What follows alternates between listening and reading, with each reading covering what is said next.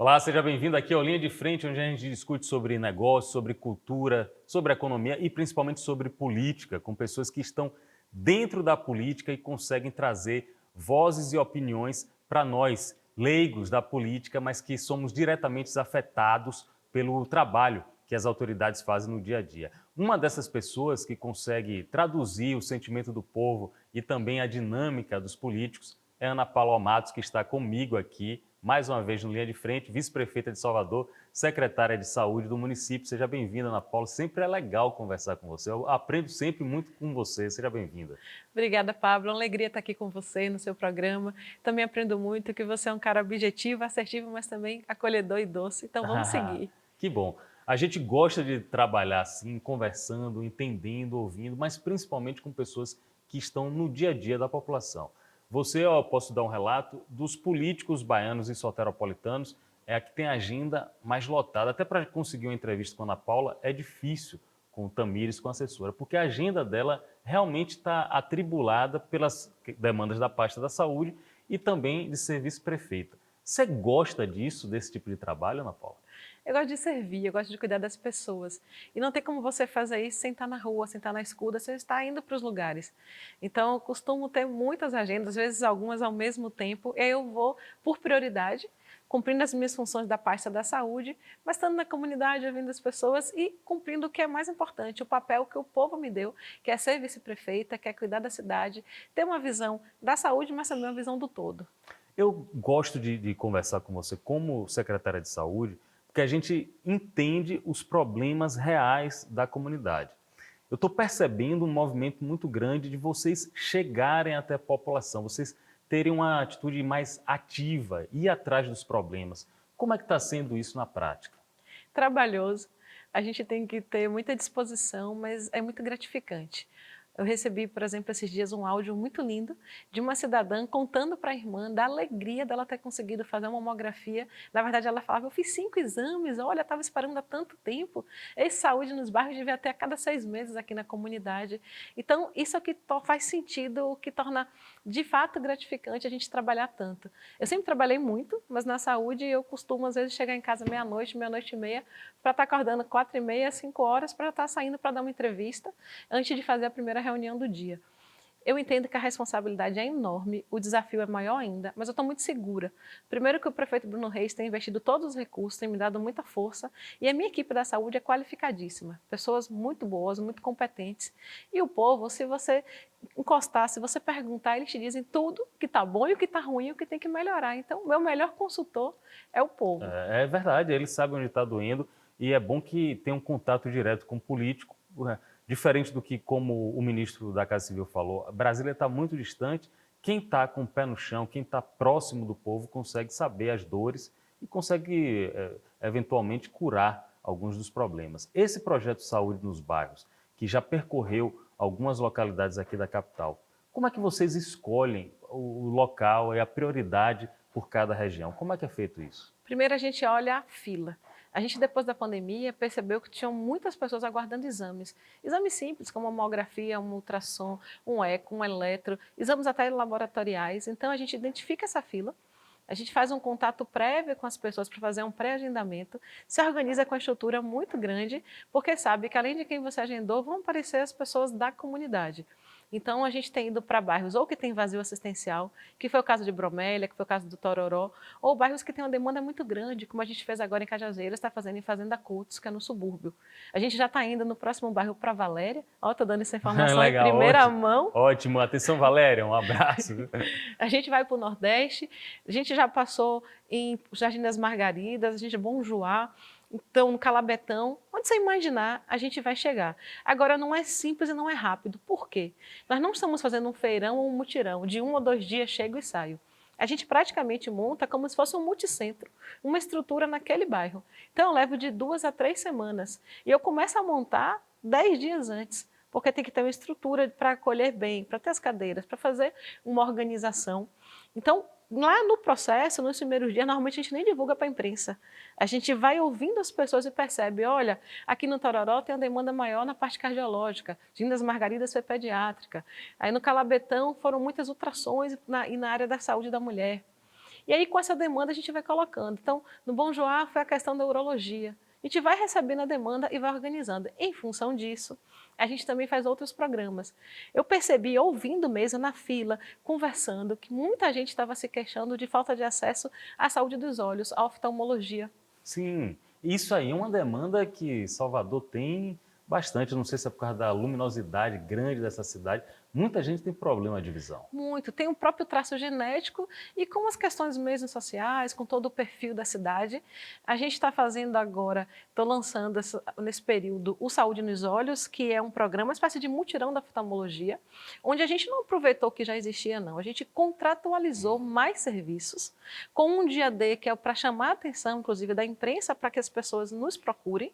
Mas, de imediato, esse dia D já gera uma semana de atendimento e até dezembro, a gente vai ter a meta de zerar essa fila. Então, todo mundo que estava aguardando a cirurgia de catarata, de glaucoma, uma avaliação até oftalmológica, a gente vai buscar ir até essa pessoa. O que acontece, Pablo? Eu queria até falar isso com muita calma, muita tranquilidade. Essa fila única de todos os serviços regulares é de 2018, a fila única do Estado. Então, tem pessoas que deram entrada lá atrás, mudaram o celular, mudaram de endereço, a gente não consegue encontrar. A gente tenta agendar, mas para além disso, quando a gente está na comunidade, quando nossa equipe de saúde da família, nosso agente comunitário de saúde consegue conversar com vocês, a gente tem a informação mais atualizada para atender. Então, esse mutirão é já fruto do Saúde nos Bairros, mas na própria lógica desse projeto nosso, o que a gente tem buscado? Juntar o serviço da atenção especializada, então esses exames, essas consultas especializadas, como eu dei o exemplo aqui da mamografia, e ao mesmo tempo trazer para dentro da minha atenção básica. Então eu coloco lá meu odontomóvel, meu vacimóvel para dar a vacina, faço o preventivo, coloco a minha equipe da atenção primária junto com a especializada. Para você talvez seja uma sopa de letras, porque é muito específico da medicina e da saúde, mas na vida real, o que é que eu estou fazendo? Pego aquilo que é do dia a dia, que você vai precisar sempre, que é a atenção, que é a imunização, que é a prevenção, e verifico a sua realidade muito pessoal. Por exemplo, encontrei uma menininha de 17 anos, agora em Cajazeiras, com a avó dela, e ela tem anemia falciforme. Então, ela precisava de algumas avaliações, inclusive de mapa de retina e outras na área de cardiológica. A gente já escutou e já encaminhou. Você sabia que a gente tem um centro específico para anemia falciforme? Então, ao mesmo tempo que eu acolhi de imediato e marquei os exames, eu já trago para o serviço. Essa que é a nossa vontade, é dar uma saúde cada vez mais qualificada para as pessoas. Saúde também, aliás, sobretudo, saúde é prevenção. E tem muitos dos aspectos, por exemplo, de arboviroses, que podem ser prevenidos. Eu vejo que é uma luta constante de vocês. Evitar que a gente tenha surtos de dengue, surtos endêmicos. Como é que está essa situação em Salvador no momento? Tem uma situação que está no Brasil inteiro, de um pico, de um surto, que na verdade desde 2016 o país vem enfrentando, e esse ano isso volta. Para vocês terem uma ideia, quando você estuda as arboviroses, a equipe ela trabalha muito com rumores. Antes de acontecer de fato, você já vai ouvindo essas informações. Uma pessoa de Almenara, que é interior de Minas, me avisou no início do ano, olha, aqui está com muito surto de dengue, de chikungunya, vai chegar em Salvador. Aí eu já procurei a minha equipe, a gente estava num momento de desabastecimento no país de alguns dos insumos utilizados, de inseticida, de larvicida, e a gente conseguiu se organizar. A nossa equipe ela é muito preparada e aí nesse processo a gente está fazendo um trabalho com a comunidade, porque às vezes você se cuida, você faz a limpeza, você não deixa nenhuma água num potinho, nem numa bacia, num balde ou num pneu velho, mas o seu vizinho deixa. Ou ele é acumulador, ou ele deixou um imóvel abandonado, viajou, largou. Aí a nossa equipe ela já tem uma estrutura que ela procura aquele imóvel, se tiver abandonado, deixa aviso por 3 vezes. Se naquele período não conseguir comunicar com o dono, a gente chama a Guarda Civil Municipal. Vocês são autorizados a entrar no imóvel. Chamamos a SEDU, entramos no imóvel com chaveiro, depois deixamos o relatório, olha, encontramos assim, fizemos tal estrutura. Ô, Ana, como é que funciona? É simples. A gente chega lá, se tiver um potinho, alguma coisinha com larva, a gente bota o larvicida. Algumas coisas a gente faz já a retirada mecânica, tiro na hora, já arrumo. Mas se tiver, por exemplo, um tanque que eu não posso tirar, aí eu tenho que deixar um produto que vai agir por um tempo. E quando eu faço isso, eu cuido daquela comunidade. Então, Ana, como é que você sabe qual local que você tem que atender? Eu sei, ou porque os meus agentes em campus nos informam, ou porque alguém da comunidade diz, olha, verifique, eu estou vendo que tem aqui um inseto, que tem um problema, posso estar com dengue, mas o que é mais efetivo? Nós temos comunicação direta com as unidades de saúde, as nossas, os nossos postos, com os hospitais, e toda vez que alguém tem a suspeita de uma dengue, de um chikungunya, de uma zika, a gente faz um raio de 150 metros da casa daquela pessoa e vai lá fazer os bloqueios, a aplicação de toda a estrutura e, inclusive, a verificação. E, para além disso, a gente já sabe que tem alguns pontos estratégicos que todo ano se repete aquele acúmulo. A gente usa a inteligência e a força de trabalho da equipe e tem dado certo. Agora, Salvador, nesse caso, ela vive num ecossistema que depende, inclusive, das outras cidades, porque, infelizmente, isso é uma questão do país. Mas nós estamos trabalhando e, com fé em Deus, os números vão ser cada vez melhores. Eu estou conversando com Ana Paula Matos, a gente ainda vai falar sobre política, porque as questões técnicas da saúde são tão urgentes e úteis para o nosso dia a dia que eu não posso deixar de conversar com ela como secretária. Daqui a pouco eu vou conversar como política e como vice-prefeita. Outro aspecto, vacinação. Eu vejo uma luta de vocês com a questão da bivalente, que parece que a população não entendeu a importância, não entendeu a necessidade. A gente passou, graças a Deus, dos auges, dos picos da pandemia, só que a bivalente está aí para suprir algumas lacunas. Eu vejo que a gente ainda não conseguiu, talvez, mobilizar todo mundo como a gente poderia, Ana Paula. É verdade, eu faço uma avaliação por dois fenômenos. Primeiro, porque a gente ficou muito tempo naquela questão da Covid que vai matar e que está todo mundo numa situação muito grave, que gerou um medo em contrapartida à adesão à vacina. E aí, quando a gente consegue, a partir dos técnicos e do conhecimento mesmo da situação, controlar, hoje você tem ainda Covid, mas um número menor, com menos gravidade, com um número menor de pessoas perecendo, morrendo. Então, gera em algumas pessoas da comunidade o sentimento, não preciso, mas precisa. As vacinas que a gente tomou, de modo geral, foram monovalentes. Então, ela dava proteção para um tipo de cepa, que é a cepa original da Covid, a bivalente, como o próprio nome diz, é bi, são dois. Então, ela dá uma proteção dupla. É importante, tenha mais um pouquinho de paciência, se cuide, porque você pode estar forte, poderoso, não ter nenhuma gravidade, mas será que não tem alguém perto de você que é mais frágil? Que é uma criança, que é um idoso, alguém que tem uma comorbidade, uma situação de base. Então, se você nos ajuda tomando a vacina, a gente faz uma proteção de sociedade e essa barreira sanitária de fato funciona. E é por isso, inclusive, que os números estão melhores, porque a gente teve uma adesão muito grande à primeira e à segunda dose. Quase de 100% na primeira e na segunda dose. Aí caiu um pouquinho na terceira e na quarta, mas eu tenho fé que o povo vai aderir. Agora, também tem uma estratégia da equipe. Qual é a estratégia? Conta aí. A gente tem feito os dias Ds. Em vez de pedir que a pessoa vá até o posto, a gente está colocando vacinação no mercado, nas casas de material de construção, nos shopping centers, nas igrejas, nas empresas, aonde tem a demanda, a gente está levando. Então, pra você ter uma ideia, no último dia D que a gente fez aos sábados, mais de 40 mil pessoas se vacinaram. Por quê? Filas nos mercados, nos shoppings. E a gente também usou uma outra estratégia, que foi o happy hour da vacinação. Você está voltando do trabalho, indo para a faculdade, indo passear, a gente ficou até 8 horas da noite vacinando, e só nesse período, fora do horário de expediente, de 5 às 8, foram mais de 20 mil doses de vacina. Equivalendo então, tá praticamente dando certo. a um dia todo, o pós, né, o happy hour, isso é legal. Isso combina com aquilo que a gente estava conversando sobre ter uma procura ativa, né, ir atrás das pessoas e não esperar apenas a demanda. E eu queria só acrescentar uma coisa. A minha percepção é que quando se dizia a vacina não vai dar para todo mundo, vai acabar, as pessoas corriam. E quando a vacina agora ela ficou mais disponível, isso diminuiu. Como é que eu tenho certeza do que eu estou falando? Quando as pessoas acharam que seria o último dia da vacina contra a influenza, a procura para os postos foi enorme. Aí no dia seguinte, como a gente prorrogou, já diminuiu.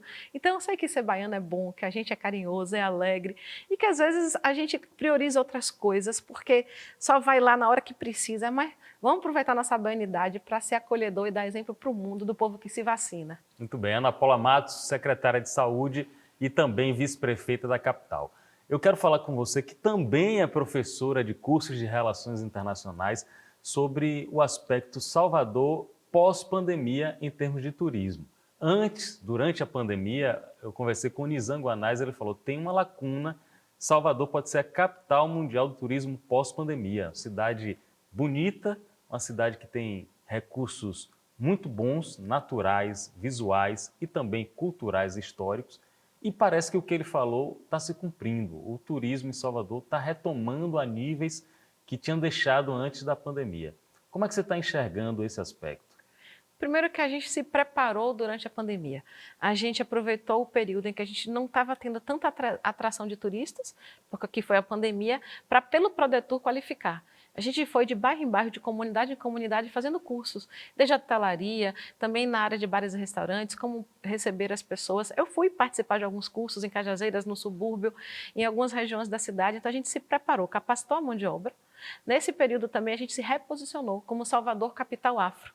A gente ouviu os afroempreendedores, a gente capacitou essas pessoas e está dizendo ao mundo, olha, a gente existe, nós somos bons, a gente pode te receber muito bem. Você quer o turismo religioso? Vem aqui no Caminho da Fé, 3 santos católicos passaram por esse caminho. Aqui a gente tem toda a religiosidade da matriz africana. Você quer fazer um turismo de praia, de sol? Você quer entender mais a natureza? Você quer de fato resgatar a sua cultura, se posicionar e reconectar com a questão da diáspora, no afroturismo? Venha para cá. Então a gente está entendendo quais são as nossas potencialidades e criando outras. A Secretaria de Cultura e Turismo está muito forte nesse processo. Eu tenho o maior orgulho de estar dizendo ao mundo que a nossa cidade ela é linda, é realmente a capital afro. Agora, a gente tem algumas dificuldades de logística. Nós não temos um hub de aviação aqui. Então, às vezes, para chegar em Salvador, você vindo de outros países, você tem que passar por outras cidades. Mas, ainda assim, estão vindo voos que tinham deixado, como, por exemplo, Salvador-Madrid, que era voo direto. A TAP já está anunciando que vai ter voo todos os dias. A nossa ideia é que a gente tenha, de fato, o retorno, a maior comunicação direta possível para os grandes centros do mundo. Mas, independente disso, eu tenho certeza que cada vez maior será essa adesão ao nosso turismo. Você já nesse ano apenas, do que eu pude acompanhar, você já foi na África, você já foi na ONU, lá nos Estados Unidos. O que é que tira de saldo dessas viagens que a vice-prefeita faz? Eu normalmente aproveito as semanas que eu vou precisar faltar menos o trabalho. Então, assim que eu assumi como secretária de saúde, eu fui na OPAS, eu fui em Washington. Normalmente, na verdade, eu vou a convite. Eu tenho convites o tempo inteiro, não dá para aceitar todos. Então, eu fui em Washington, tive uma reunião na OPAS, que é a Organização Pan-Americana de Saúde, com Jarbas, que é um brasileiro. Desse evento, dessa reunião, a gente já trouxe uma missão para cá. Eles já vão nos ajudar com telemedicina, eles já vão nos ajudar com algumas testagens e na área de fortalecimento da prevenção, da atenção primária. Então, eu tenho um saldo concreto e, ao mesmo tempo, eu tenho um subjetivo de posicionar o Brasil ao mundo, me reconheça pela minha capacidade. Eu sou um polo potencial de turismo, mas também de construção da boa saúde, da boa tecnologia, da boa cultura, da boa economia. Nessa viagem, por exemplo, que eu fui para Washington, foi naquele período de 21 de abril, aproveitei o feriado e já fui trabalhar, chegando e trabalhando. Cheguei 6h30 da manhã, cheguei 9h30 da manhã no hotel, eu já tive reunião 10h30 na Biblioteca do Congresso e de tarde já fui na OPAS e na OEA. O que é que a OEA tem? A Organização dos Estados Americanos, buscando parceria para investimento nas mulheres, nas jovens e na economia criativa. Então, estou indo buscar recurso e buscar tecnologia.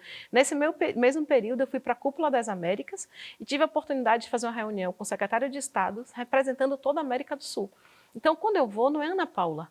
É a vice-prefeita de Salvador, dizendo que Salvador é uma cidade de ponta, de referência.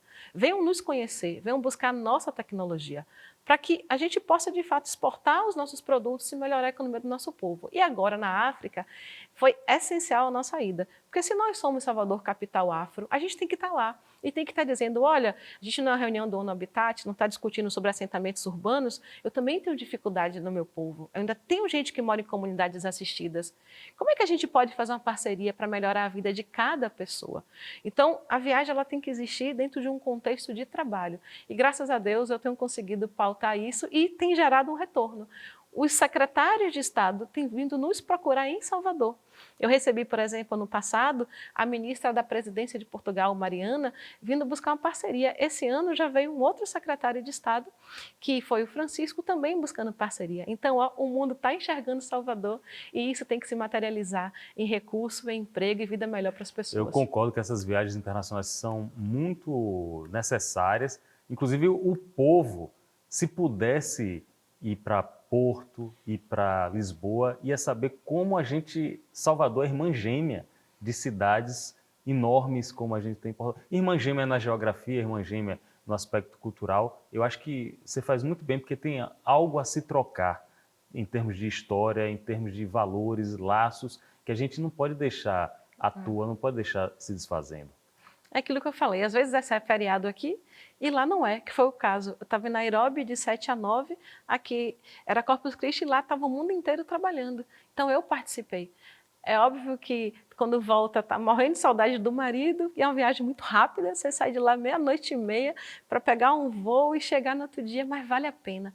Porque o mundo saber qual é a força da nossa cidade, do nosso povo, isso dá muito orgulho. É legal. Eu estou com Ana Paula Matos, ela é secretária de Saúde de Salvador e vice-prefeita da capital. Vou fazer uma inconfidência aqui. Logo que foi anunciado quem seria a convidada do Linha de Frente, um dos nossos colegas, o cinegrafista Zé Mário, falou: a gente percebe pelo formato que a política, ele está falando como um cidadão, pelo formato que a política é, que a vice-prefeita pode vir a ser candidata a prefeita e, quem sabe, a prefeita da capital. Seria a segunda mulher prefeita da capital. Como é que isso entra na sua cabeça? Pela lógica, em vários aspectos, a vice-prefeita, depois de cumprido os 2 mandatos, se o prefeito é reeleito, passa a ser a candidata. É isso que você espera? Bom, primeiro eu tenho um compromisso com o povo. Eu tenho um compromisso com as pessoas mais simples e também, como mulher, com as mulheres. Então, se eu tiver a oportunidade de representar a minha cidade no tempo que Deus determinar, eu farei. Nesse momento, o meu trabalho prioritário é cuidar da saúde, conciliando com a vice-prefeitura. E eu vou nos lugares, as pessoas perguntam: você deixou de ser vice-prefeita? Não, não deixei não. Eu estou aqui te ouvindo com essa escuta. Eu falo com o secretário de Educação, peço para melhorar uma escola, eu falo com o da iluminação para melhorar a luz do seu bairro, eu vou com o da Sempre para falar das questões sociais, mas cuido muito proximamente da saúde. Então, por isso que esse ano é um ano que o prefeito fala que é de trabalho, não é de política. Mas em 2024, se Deus permitir, estarei novamente nessa posição de vice-prefeita, porque tenho o maior orgulho de trabalhar com o Bruno. Conheço o Bruno há muitos anos, fomos colegas de faculdade. Para quem não sabe, ele foi estagiário na Câmara. E ele, como estagiário, ele de noite ia na Associação de Bairro de Itapuã fazer o estatuto e formar aquela associação. Conversava com as mulheres para poder o que elas precisavam e ajudava a organizar. Então ele construiu um caminho que lhe levou a condição de prefeita. E eu estou tendo a honra de estar ao seu lado. Estivemos em momentos importantes, Pablo, você deve lembrar, quando ele foi secretário de Promoção Social e Combate à Pobreza, eu fui sua subsecretária em 2015, a gente teve aquela chuva, perdemos pessoas na cidade, a gente se comprometeu a trabalhar dia e noite para ajudar cada pessoa da cidade. E quis Deus, e Deus é maravilhoso, que a gente estivesse novamente juntos como prefeito e vice. Então, se Deus permitir, estarei lá. E se Deus permitir, um dia, quando ele não puder mais ser prefeito, ocupar essa posição, ocuparei. Ocuparei as posições que Deus me der. Fui candidata a vice-presidente. Quem sabe um dia não tem uma baiana presidente da República. É sua meta, Ana? É seu plano de carreira? É seu projeto de vida? Não. Meu projeto é servir, é cuidar. Agora, como mulher, os espaços que eu tiver a oportunidade de construir, construirei. Porque onde eu vou, as mulheres me dizem: olha, Ana, você me representa. Hoje uma me procurou num evento e fez assim: tira uma foto comigo, porque se minha mãe souber que eu tive com você e não tirei uma foto, ela vai ficar zangada. Eu estava na Fonte Nova outro dia, uma pessoa me disse assim: tira uma foto para eu mandar para minha mulher, ela é sua fã. Gente, isso quer dizer o quê? Que quem trabalha, o outro reconhece. Então vamos trabalhar e o futuro deixa na mão de Deus. Isso é verdade. E essa cadeira que ela ocupa atualmente é cada dia mais cobiçada. Eu posso falar, dentro do partido dela tem nomes fortes, o deputado federal e ex-secretário de Saúde também, Léo Prates, é o nome do partido dela, do PDT, e fora do partido dela, antigos aliados como republicanos e novos aliados como o PSDB, do presidente municipal Carlos Muniz, também cobiçam essa cadeira. Não tem muita gente querendo furar o olho de Ana Paula Matos, não? O que é que você está achando disso? Nada. Amigo não fura olho de amigo, não. Somos todos família. A política é a arte de fazer parcerias, de você construir os espaços. Então, eu estou construindo, eu tenho uma honra do meu presidente nacional do partido, que é Carlos Lupe, sempre que me encontra, me dá um abraço e fala: olha, a gente está orgulhoso de você, você é nosso nome, você é o nome do PDT. Agora mesmo, fui convidada no dia aqui do nosso ponto facultativo para poder dar uma palestra lá para a formação de novos líderes do partido, junto com o ex-prefeito de Fortaleza, Roberto Cláudio. Então, eu sou reconhecida no meu partido como uma referência em gestão e de pessoa. Imagine uma mulher do Nordeste, candidata a vice-presidente, com a perspectiva de ser presente e futuro do seu partido. Então, essa semana mesmo, o presidente estadual do partido, Félix Mendonça, falou disso, que eu sou o nome do partido, que o time que está ganhando não se mexe. Então, agora, serei, não serei, é Deus que vai decidir, mas principalmente é o povo. O que eu quero mesmo é dormir e acordar, tendo a oportunidade de ir para a rua e as pessoas mais simples, mais trabalhadoras, as mães, os pais, as pessoas que me encontram na rua dizerem assim, olha, pode melhorar, mas eu confio em você, eu tenho tanto orgulho de você. Eu me lembro daquele dia na chuva que você acolheu aquele menino em Águas Claras. Isso emociona. E política é sobre isso, é sobre servir as pessoas. Eu percebi que você criou uma relação de proximidade, mais do que uma relação apenas política, com o candidato Ciro Gomes, uma relação muito próxima. Vocês continuam trocando zap, trocando mensagem? A gente se fala muito, mas principalmente com a esposa dele, Gisele, que é uma mulher doce, inteligente, foi produtora de TV. Hoje ela tem outro tipo de atividade, então falo com ele sim, porque Ciro, ele é um professor de integridade, de cultura, de conhecimento, uma pessoa que sempre antevê as questões do país. Tive essa honra de estar ao lado dele e se um dia tiver que estar de novo, estarei, mas principalmente dia e noite como amiga. A gente não tem a convivência tão próxima, moramos em estados diferentes, mas está sempre se falando, sempre se admirando e um incentivando o outro. Você, sendo do partido PDT, que é um partido que, historicamente, é um partido considerado de esquerda. Você se considera uma pessoa de esquerda? Você está num grupo que é de centro, de direita? Como é que você se situa politicamente? Eu, na verdade, fui uma pessoa que nunca tinha tido nenhuma filiação partidária até 2020. E sempre servi muitas pessoas. Sou a trabalhadora das causas sociais, uma professora trabalhadora da educação. Eu não tive tempo de pensar qual seria essa questão de ideologia. Qual foi o meu tempo? É servir. Servir ao máximo. Agora, quando eu tive várias propostas de filiação, eu escolhi o PDT pela causa. Foi o partido que trouxe a educação em tempo integral para o Brasil. É o partido que respeita o trabalhador, que respeita as causas sociais. Eu, na minha história de vida, sou uma pessoa muito do diálogo, da tranquilidade, da transparência. Então, eu prefiro não colocar rótulos. Mas quem conhece a minha história sabe que o meu percurso fala muito mais do que o meu discurso. Meu percurso é de quê? É de respeitar, é de ouvir, é de buscar humildade, de buscar aprender. Então, nesse sentido, o PDT é aquele partido que representa essas causas sociais. É um partido que se posiciona e é visto como um partido de esquerda ou de centro-esquerda, porque é um partido que está sempre lá lutando pelas pessoas e pelos trabalhadores. Então, eu sou uma lutadora pelas pessoas e pelos trabalhadores. Olha, hoje a gente está fazendo a gravação do programa, você pode estar assistindo em outro momento, mas a gente está fazendo a gravação do programa numa sexta-feira, à tarde, e eu acompanhei a agenda de Ana Paula Matos. Começou de manhã cedo em feira, começou de manhã cedo em Itapuã, em entrevista, acompanhando o trabalho de fiscalização de venda de produtos alimentícios, depois foi para gabinete, depois teve reunião, Foi para a UPA meio-dia antes disso. foi para a UPA, teve meio-dia de novo em feira, atendimento à imprensa e de tarde está com a gente. Ainda fui no CCZ, que é o Centro de Controle de Zoonoses. Ó, eu esqueço até da agenda completa que ela já muitos cumpriu na eventos sexta-feira. Sempre é assim?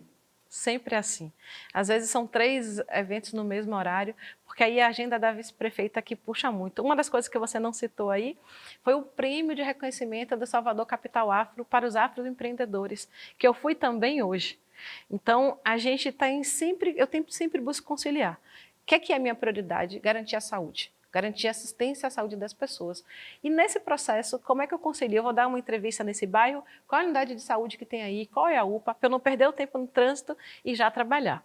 Aí eu vou organizando minha agenda a partir disso. Então eu atendo as pessoas, às vezes, na secretaria, às vezes no gabinete do prefeito, às vezes na prefeitura bairro, porque eu organizo a logística, para que eu não perca tempo no trânsito e que eu trabalhe muito. E o que acontece é que, às vezes, quando acaba esse evento todo, eu chego na secretaria de novo para trabalhar 6, 7, 8, 9, 10, até a hora que for. Por quê? Porque nesse é o momento que eu já cumpri a agenda externa e que eu vou olhar processo, vou fazer planejamento e vou cuidar.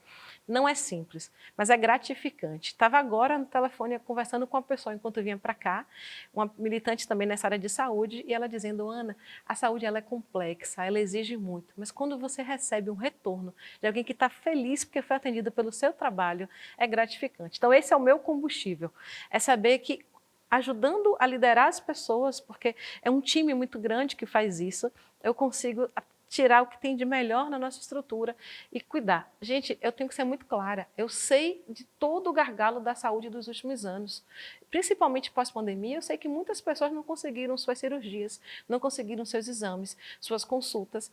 Como é que eu resolvo isso? Se a gente às vezes não tem nenhum médico aqui à disposição, porque tem uma concorrência com o setor privado. É trabalhando muito, escutando vocês e pedindo ajuda. Ajuda das universidades, dos profissionais. Está dando certo e com fé em Deus vai dar mais certo ainda. Ela, quando chegou aqui na Aratu, aí falou, Pablo, eu tenho 5 minutos ainda antes da entrevista, sim, eu vou ficar trabalhando aqui no estacionamento da empresa enquanto vocês organizam o estúdio. São fatos reais que eu estou colocando aqui, porque muitas vezes as pessoas não têm acesso.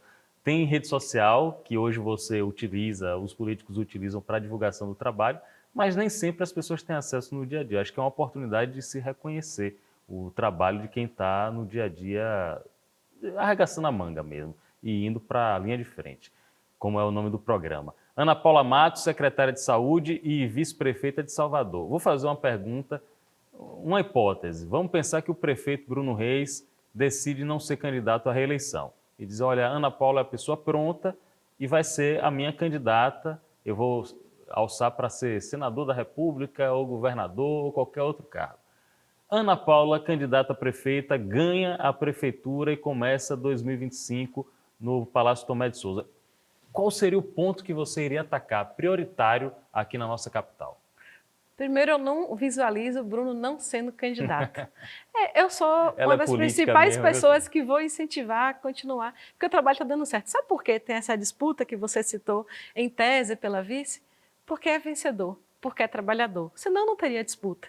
Então, eu acredito que Bruno vai ser o candidato. Mas como sua vice-prefeita, que trabalha ao seu lado, 2025, 2024, 2023, tempo que for, o que é que eu vou buscar fazer cada vez mais? É de fato fazer um trabalho de mais investimento na educação, como a gente tem feito, que em tese já teríamos resolvido esse gargalo da pandemia, continuar dando mais protagonismo às mulheres, principalmente entendendo na comunidade qual é a necessidade e como ela pode ajudar a resolver. Então vamos lá, Ana, isso não é o natural? A gente está investindo em todas as áreas. Qual seria a diferença?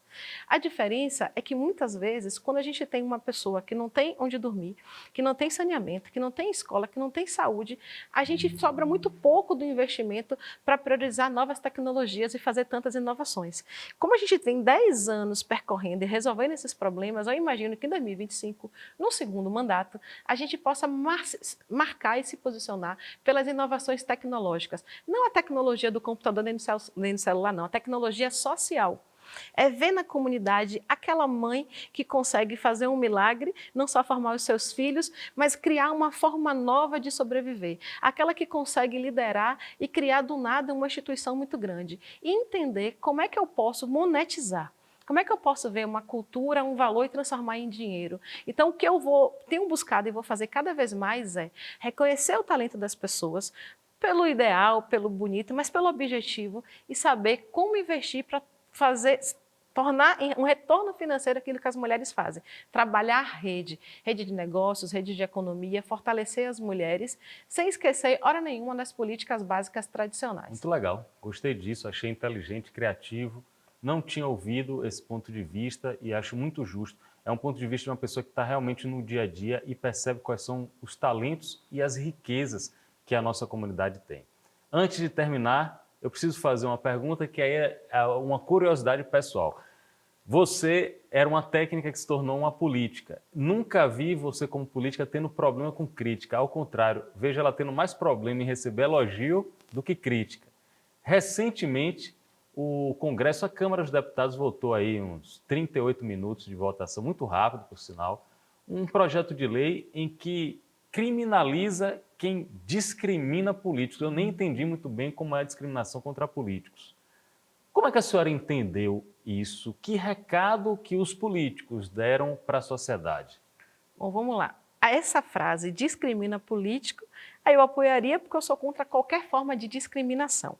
Mas o que eu tenho lido e estudado é que tem um elemento a mais que seria você não poder nem dizer que alguém que foi condenado, que de fato cometeu um delito. Aí eu sou contra. Agora, você já tem no Código Penal uma série de determinações que te impedem de fazer denunciação caluniosa, que te impede de cometer calúnia, injúria e outras questões. Então, eu precisaria me aprofundar, mas nessa frase de contra a discriminação, eu sou contra de qualquer um.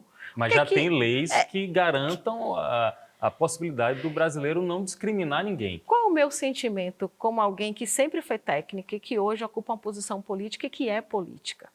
A gente, por mais que não pareça, para quem não está acostumado, a gente corre riscos o tempo inteiro. Quando você assina um processo, quando você faz um documento, quando às vezes a legislação ela é muito dura, não deixa você gastar o dinheiro e alguém está passando fome. Eu falo sempre que o meu CPF, ou seja, responder um processo, vale menos do que a vida de alguém. Se demora muito de eu poder salvar a vida de alguém, esperando um parecer, é melhor salvar a vida de alguém e depois dizer, seu juiz, ó, eu fui salvar a vida, o senhor me desculpe se não foi da forma que o senhor entendia. Então, acho que nesse sentido, alguns políticos foram excessivamente criticados, sem poder na sua vida pessoal, ir num restaurante, ir num hotel. Algumas pessoas passaram dos limites. Eu sou contra qualquer passar dos limites, mas como política que defende a democracia, eu acredito que a gente pode criar uma cultura, um debate, um cenário em que a gente também mostre o nosso lado.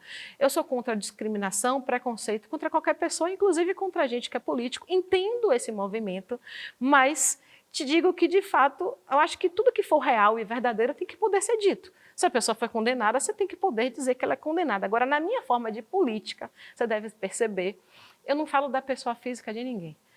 Por quê? Por mais que alguém, eventualmente, tenha cometido um crime muito bárbaro, esquece político, qualquer pessoa na vida real, essa pessoa tem uma mãe, tem um filho, tem uma filha, que já está tendo a dor de ver alguém que ama ter cometido algo que lhe deixe tão chocado e tão triste, e ainda vai ficar todo mundo falando mal da mãe, da filha e do pai. Então, eu não falo das pessoas por isso.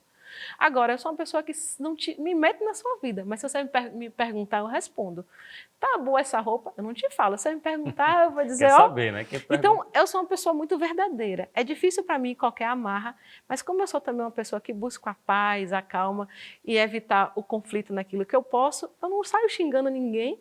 Então, não é da minha natureza perceber a necessidade desse tipo de lei. Mas se foi aprovado, alguém entende que é necessário, vamos estudar que no direito você tem o que é legal, que está na lei, o que é legítimo, aquilo que o povo reconhece. Se não houver o reconhecimento, a própria lei cai em desuso. Tá bom.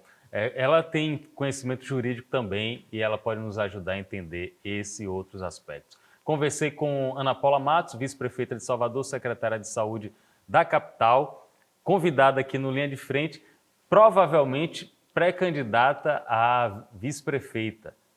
Você falou que falta muito para a eleição, mas meu colega João Brandão, de política, sempre diz, Pablo, está tudo acontecendo agora, a gente que não está noticiando direito. Já está rolando muita coisa aí, muita aliança, muita conversa, mesmo sabendo que é só em outubro de 2024, não é isso? Se tá, eu não estou tendo tempo de participar. E de verdade, eu tenho buscado ao máximo estar conciliando o meu trabalho com a família. Para você ter uma ideia, Dia dos Namorados eu cheguei cedo em casa, cheguei 8 da noite. Aí eu peguei o telefone, meu amor, para meu marido Vinícius, eu vou comprar um lanche aqui no bairro, você quer o quê?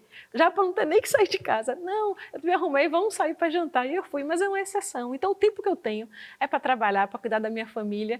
Eu não estou participando, mas também sou trabalhadora. Estou me posicionando trabalhando. Quem sabe esse trabalho me leve a essa condição de ser candidata a vice-prefeita novamente. Perfeito. Ela conversou conosco aqui no Linha de Frente. É uma mulher, é um nome nacional que temos na política aqui em Salvador e é uma servidora pública com S maiúsculo. Parabéns, até o próximo encontro, Ana Paula. Obrigada, meu amigo. Mais uma edição do Linha de Frente, encerrando, agradecendo a todos a companhia. Espero vocês em mais um encontro. Até lá.